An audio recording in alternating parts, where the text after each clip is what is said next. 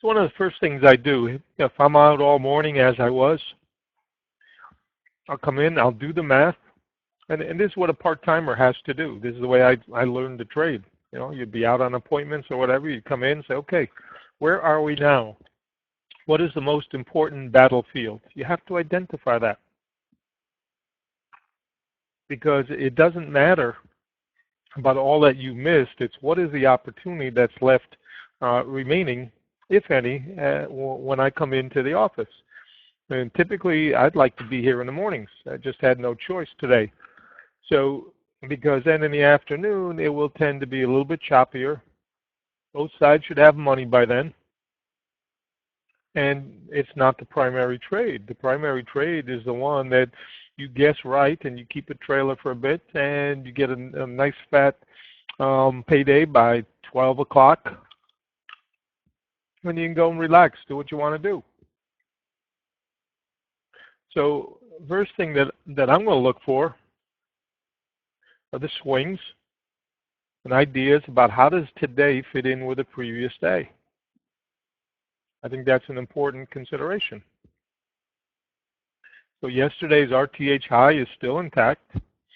And note this 42 zone is obviously the demon from yesterday.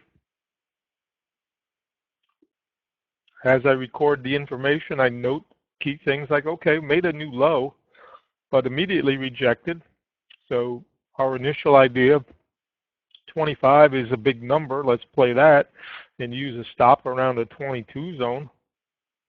That plays out. Anybody that saw the risk and reward ideas understood that was a better opportunity to go long than go short.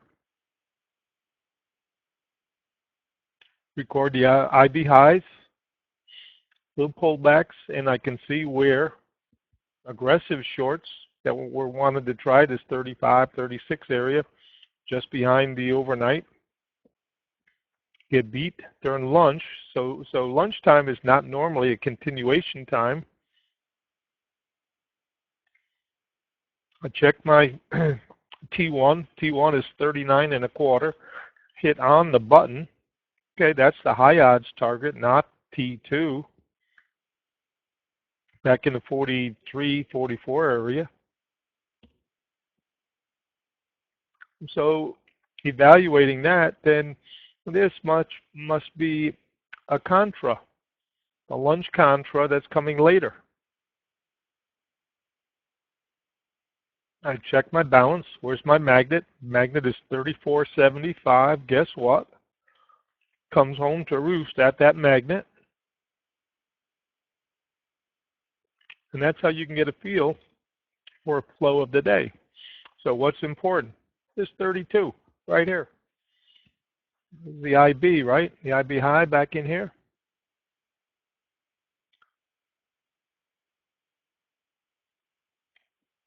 So on the breakout, that was retested and held. So as far as I'm concerned right now, the mini battlefield is we have a dead cat bounce. Looking at my 5-minute chart, looking at my 10, looking at my 15, I say, okay, this makes sense. And then run into a wall here that slowed it down. Go to my Globex. What's in play? Okay, we broke the 30. Go on the upper side of the blue line now. This 33 area, 32 area's got a hold. I can see that. Here's my 60. Here's my 5-minute chart. I can see we climbed out from underneath the rain line, got on top of it, and now we need to stay above all this. 120. So I'm using the idea, and then I check, and okay, yeah, 32 makes sense visually, but it's also the middle of the day, so that tells me we got symmetry. Then you start to factor in the other things. You know, this was a long, solid run up here. Once we get this process started of making a bear flag, we have no clue where that will eventually abort. But looking at a 120 chart tells me that, okay, this 43 42 zone may be a resistance zone. First time back. So I think those are the kind of things you need to do. And when I left today, I said, don't be surprised if we get a megaphone, meaning take out the low, but then bounce and then take out the highs too. The only way the boys have been making progress is trap and squeeze.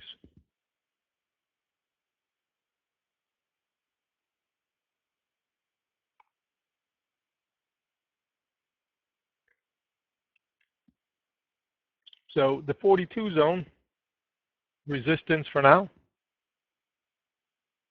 And obviously the 32 zone, support. And that's the primary battlefield right now that needs to be fought. I've marked my angel, 29.5. And I've marked my resistance, 38.25. And this is the battlefield for now. Before you can get to 29, you got to take out this 32.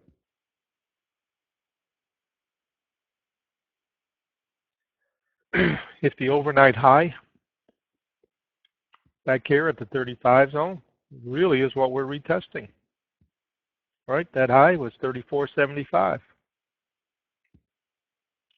So that symmetry move comes back right in here, and that's what we're testing right now.